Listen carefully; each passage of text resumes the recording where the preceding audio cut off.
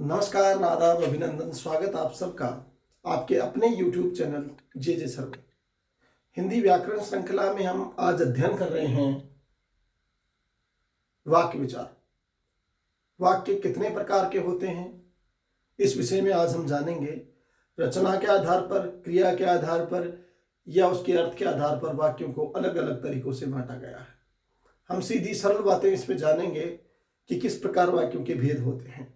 सबसे पहले ये जानते हैं कि वाक्य कहते कैसे हैं। तो दोस्तों, वाक्य से अर्थ है कि शब्दों का एक समूह जो सार्थकता लिए हो, अर्थात ये भी कहा जा सकता है सार्थक शब्दों का समूह ही वाक्य कहलाता है। जैसे वाक्य है अशोक स्कूल जाता है। अशोक स्कूल जाता है, यहां पर हम देखते हैं कि एक कर्ता है अशोक, वो स्कूल जाता है। तो पहला अशोक शब्द है, स्कूल है, जाता है, ये सब क्या है, इनको एक सही कर्म में रखा गया और इनमें सार्थकता सिद्ध हो गई। हालांकि स्वयं अपने अपने में भी कुछ सार्थकता रखते हैं शब्द, पर उनका पूर्ण अर्थ नहीं होता। तो शब्दों का सार्थक समूह जो कोई अर्थ देता है उसे हम वाक्य कहते हैं। वाक्य के दो अंग हैं। सबसे पहला है उसका उद्देश्य, यानी उसका कर्ता, और फिर उसके बाद उसका है विधेय, यानी उस कर्ता का जो विस्तार है उसे हम विधेय कहते हैं। उसका कर्म क्या है, उसकी क्रिया क्या है, वो हम क्या करते हैं, इसमें उद्देश्य में के बाद विधेय में पढ़ते हैं। तो देखिए, वाक्य के प्रकार क्रिया के आधार पर तीन हैं: कर्तव्यवाच्य, कर्मवाच्य और भाववाच्य। इस प्रकार वाक्य तीन प्रकार के हैं। सबसे पहला है कर्तव्यवाच्य। इस वाच्य में क्रिया का प्रभाव सीधा कर्ता पर पड़ता है। सीधा प्रभाव किस पर पड़ता है? कर्ता पर पड़ता है। जैसे प्रत्यय में भी हमने बात की थी कि कर्तव्य प्रत्यय जो थे उनमें कर्ता से रिलेटेड बात की जाती थी।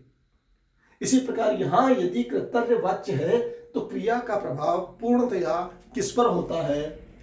कर्ता पर होता है। जैसे अशोक स्कूल जाता है, तो यहां अशोक जो है वो स्कूल जाता है, इसका मतलब प्रभावित क्या है? कर्ता है। क्या है?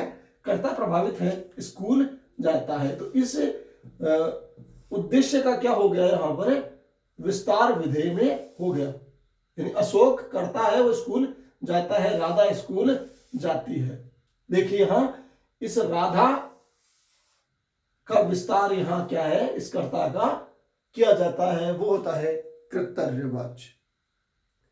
अगला है कर्मवाच्य। जब क्रिया का प्रभाव कर्म पर हो, जो क्रिया होती है उसका प्रभाव कहां हो? कर्म पर हो। जैसे अशोक ने चाय, और आगे है पी, और यदि ये लिख दिया जाए राधा ने दूध पिया। अब राधा ने पिया चाहे श्याम ने पिया, दूध के अनुसार यानी कर्म के अनुसार क्रियाएं होती हैं। तो इसमें कर्म की प्रधानता हुई ना। जैसे मैं कदू राधा ने दूध पिया, या मैं कदू सीता ने दूध पिया, या गोपाल ने दूध पिया। तो पिया किसके अनुसार है? इसके कर्म के अनुसार है। पूजा ने खाना बनाया। पूजा ने खाना बनाया मतलब इस कर्ता ने खाना बनाया। पर लड़की हो चाहे लड़का हो, यानी लिंग का यहां कोई महत्व नहीं। यहां पर जो क्रिया है उस क्रिया का कर्म के अनुसार ही परिवर्तन होता है। ये कर्म है, इस कर्म के अनुसार ये क्रिया बन जाती है। कर्म के अनुसार क्या होती है क्रिया, और यहां कर्म क्या होता है? प्रधान होता है, और इसका प्रभाव कर्म पर होता है। भाववाच्य। भाववाच्य असमर्थता का बोध कराते हैं। भाववाच्य किसका? असमर्थता का, कि वो कार्य करने में कोई असमर्थ है। नकारात्मक वाक्य भी ये लगते हैं। इनमें होता है कि वो नहीं कर सकता। जैसे है कि पूजा से लिखा नहीं जाता। पूजा से लिखा नहीं जाता मतलब असमर्थता है, लिखा नहीं जाता। शॉर्ट टर्म में बात बता रहा हूं आपको। असमर्थता का भाव हो वहां भाववाचक है, यानी भाव वाच्य है। अब है वाक्यों का दूसरा प्रकार, रचना के आधार पर वाक्य।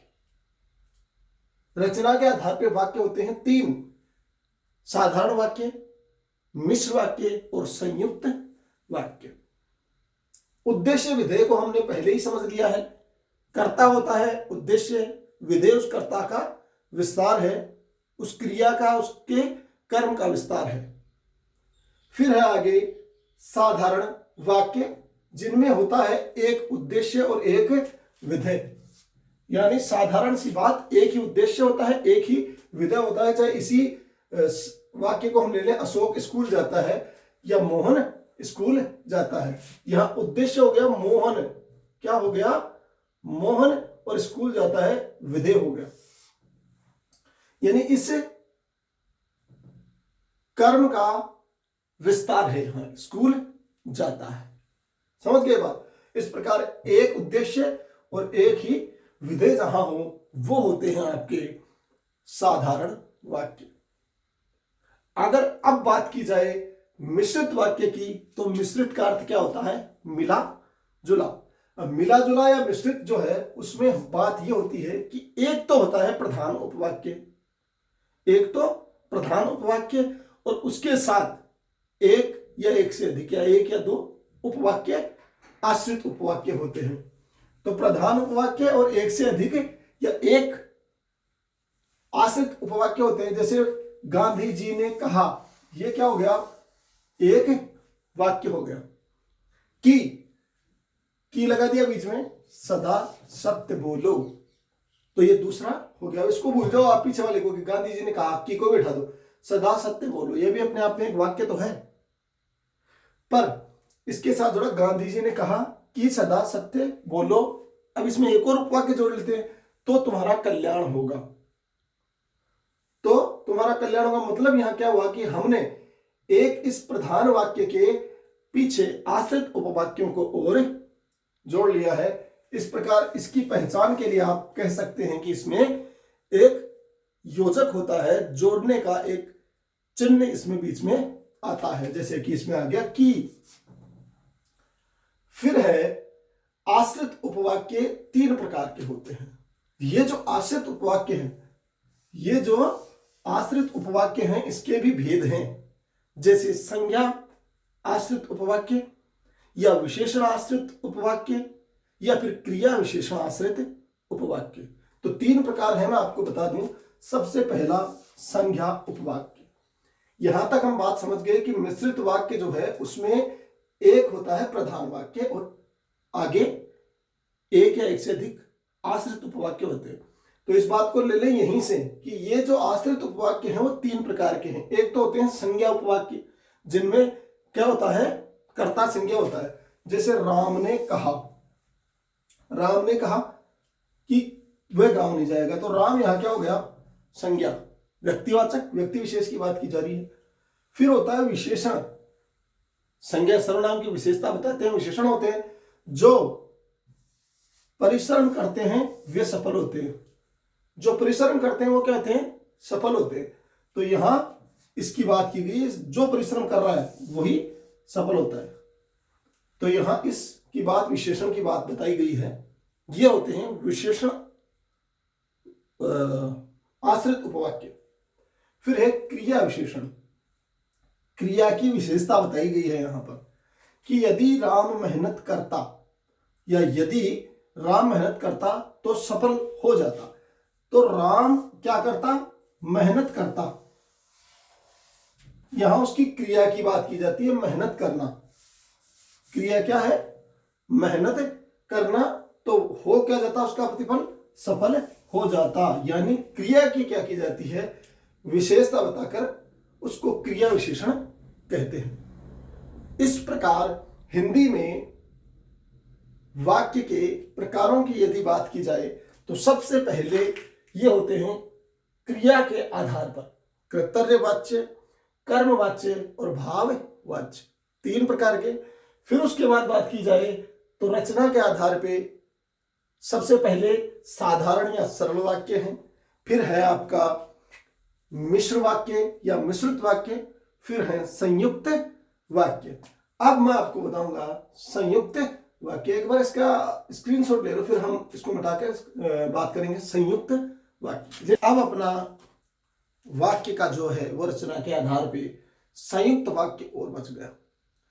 यह संयुक्त वाक्य और मिश्र वाक्य सबको क्या करता है, परेशान करता है।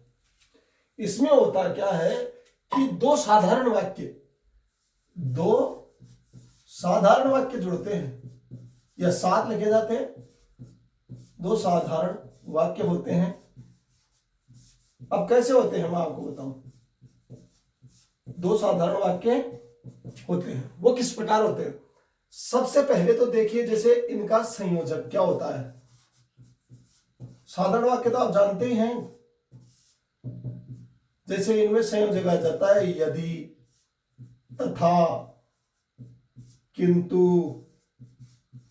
परंतु। ये क्या होते हैं, इन वाक्यों को जोड़ते हैं, दो वाक्यों को। संयुक्त वाक्य में क्या होता है, दो साधारण वाक्य होते हैं, उनमें यदि, तथा, किंतु, परंतु और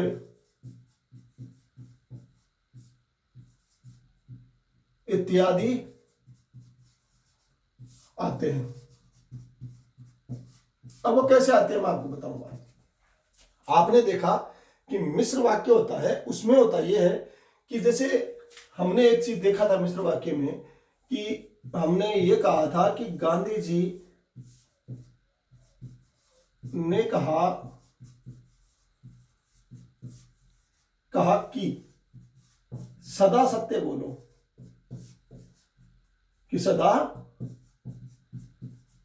सत्य बोलो। ये हमने देखा है कि ये कौन सा वाक्य है, मिश्र वाक्य है। इसमें होता यह है कि जैसे की लग गया और इसके आधार पर ही आगे का वाक्य है, यानी इसको प्रधान वाक्य माना गया यहां से यहां तक, और उसके बाद यह संयोजक चिन्ह लगाकर इसको जोड़ा गया है प्रधान वाक्य के आधार पर ही अगला वाक्य। इसमें ऐसा होता है कि दो वाक्य सरल होते हैं, जैसे राम गया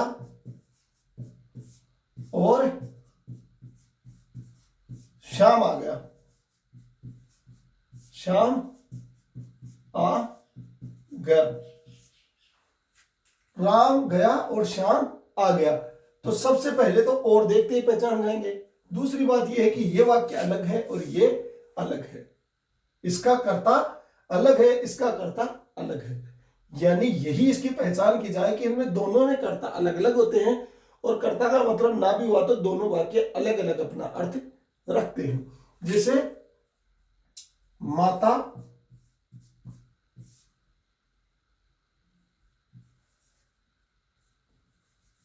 के सोते ही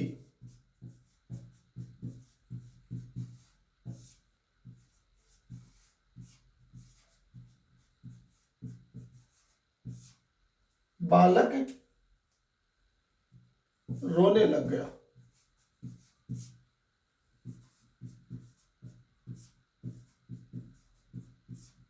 जैसे मां सो गई, यूं लिख दीजिए, मां सो गई और बालक रोने लग गया। अब देखिए यहां मां सो गई, ये अलग ही बात है, एक अलग वाक्य है, और बालक रोने लग गया ये अलग वाक्य, ये है साधारण वाक्य। पर दो साधारण वाक्य जब एक साथ लिख दिए जाते हैं तो वो संयुक्त वाक्य कहलाते हैं। ये थे संयुक्त वाक्य। अब हम अर्थ के आधार पर वाक्यों को जानेंगे, जो कि 8 प्रकार के होते हैं। तो देखिए कैसे हैं। अब हम बात कर रहे हैं कि अर्थ के आधार पर वाक्य कितने प्रकार के होते हैं। अर्थ के आधार पर सीधा सा मतलब है कि उसका जब वाक्य का अर्थ हम निकालते हैं तो उससे हमें पता चले कि ये किस प्रकार का वाक्य है, वो अर्थ के आधार पर वाक्यों का विभाजन है।